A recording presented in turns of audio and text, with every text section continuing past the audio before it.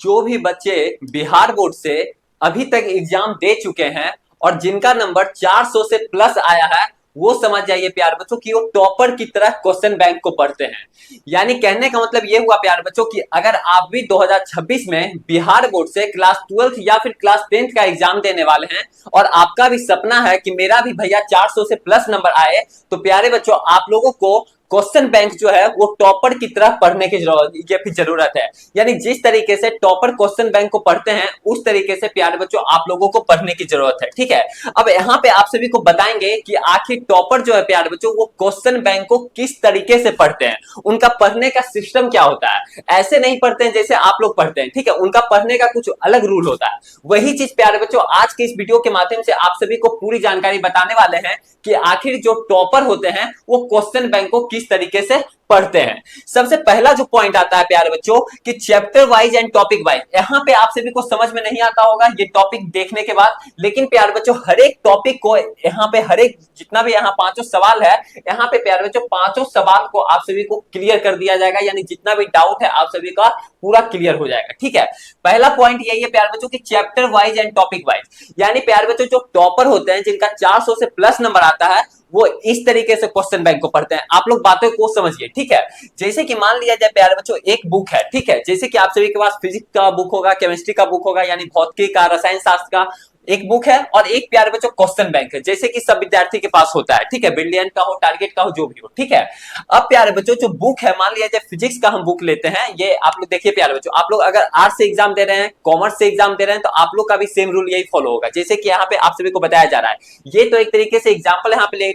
लेकर के बता रहे हैं कि ये फिजिक्स का बुक है। ठीक है, इसमें प्यारे बच्चों पहला चैप्टर है, मान लिया जाए इलेक्ट्रिक चार्ज एंड फील्ड्स। ठीक है, इलेक्ट्रिक चार्ज एंड फील्ड्स यानी कहने का मतलब प्यारे बच्चों विद्युत आवेश तथा क्षेत्र। ठीक है, यहाँ पे विद्युत आवेश तथा क्षेत्र है या फिर इलेक्ट्रिक चार्ज एंड फील्ड्स है। मान लिया जाए प्यारे बच्चों इसका जो पहला चैप्टर है इलेक्ट्रिक चार्ज एंड फील्ड्स, ठीक है, आप लोग पढ़ लिए। ठीक है, मान लिया जाए आपका ये चैप्टर कंप्लीट हो गया। जब ये चैप्टर आप सभी का प्यारे बच्चों कंप्लीट हो गया, तब आपको क्या काम करना है कि इससे तो जो क्वेश्चन थोड़ा बहुत लगाए वो लगाए ही, आपका सारा कंसेप्ट क्लियर हो गया, सारा टॉपिक आपका इलेक्ट्रिक चार्ज एंड फील्ड्स यानी विद्युत आवेश तथा क्षेत्र से आपका सारा मतलब कि टॉपिक क्लियर हो गया। उसके बाद आपको क्या काम करना है प्यारे बच्चों, उसके बाद यहाँ पे आपको मूव करना है। कहां पे मूव करना है, किताब के बाद फिर प्यारे बच्चों आप सभी को क्वेश्चन बैंक पे मूव करना है, यानी चले जाना है। क्वेश्चन बैंक पे कूदने के बाद प्यारे बच्चों आप सभी को topic wise and chapter wise यहाँ पे क्वेश्चन दिया हुआ रहेगा। यानी इलेक्ट्रिक चार्ज एंड फील्ड्स का यहाँ पे सारा जितना भी क्वेश्चन पिछले 10 साल का, पिछले 5 साल का आया है, यहाँ पे प्यारे बच्चों दिया हुआ रहेगा। ठीक है, अब आपको ये काम करना है प्यारे बच्चों कि जितना भी इसमें ऑब्जेक्टिव रहेगा, जितना भी प्यारे बच्चों ऑब्जेक्टिव रहेगा इलेक्ट्रिक चार्ज एंड फील्ड से रिलेटेड यानी विद्युत आवेश तथा क्षेत्र से रिलेटेड, यहाँ पे प्यारे बच्चों आप सभी को सॉल्व करना है अपने मन से। ठीक है, देख करके नहीं, इसका आंसर देख करके नहीं, अपने मन से। क्यों? क्योंकि प्यारे बच्चों इलेक्ट्रिक चार्ज एंड फील्ड्स को आप लोग पढ़ चुके हैं। ठीक है, आप लोग पढ़ चुके हैं बुक में, तो वही क्वेश्चन यहाँ पे आप लोगों को सॉल्व करना है। उसी तरीके से प्यारे बच्चों सब्जेक्टिव भी सॉल्व करना है। जो सब्जेक्टिव क्वेश्चन रहेगा क्वेश्चन बैंक में इलेक्ट्रिक चार्ज एंड फील्ड्स यानी विद्युत आवेश तथा क्षेत्र से, ये भी क्वेश्चन प्यारे बच्चों यहाँ पे सॉल्व करना, जितना भी क्वेश्चन रहेगा पिछले 5 साल का, पिछले 10 साल का। ठीक है, अब उसके बाद क्या काम करना कि मान लिया जाए पहला क्वेश्चन है what is charge,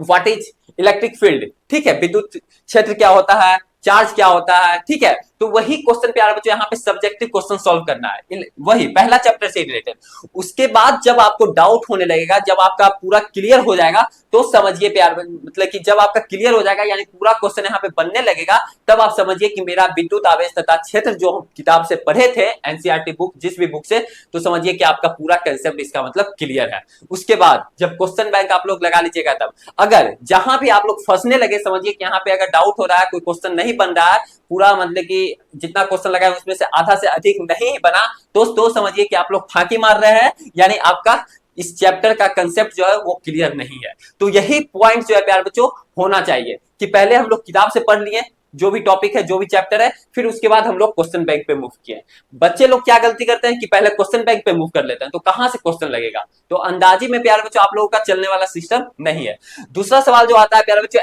answer writing practice, यानी आंसर राइटिंग प्रैक्टिस कहने का मतलब प्यारे बच्चों कि हर एक क्वेश्चन को अपने क्वेश्चन बैंक से ही आंसर मत ढूंढिए। यानी जो सब्जेक्टिव क्वेश्चन रहता है, बच्चे लोग क्या काम करते हैं, सब्जेक्टिव क्वेश्चन को क्वेश्चन बैंक से ही याद करने लगते हैं। नहीं, अपने शब्द में प्यारे बच्चों लिखिए। किताब जब आप लोग परीक्षा देने जाइएगा तो वहां पे भी लिखा रहता है विद्यार्थी यथासंभव अपने शब्दों में उत्तर दे, यानी अपने शब्द में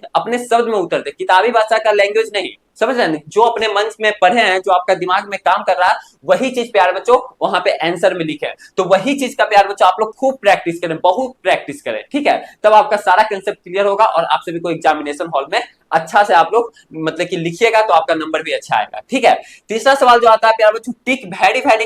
very very important topic and repeated question, और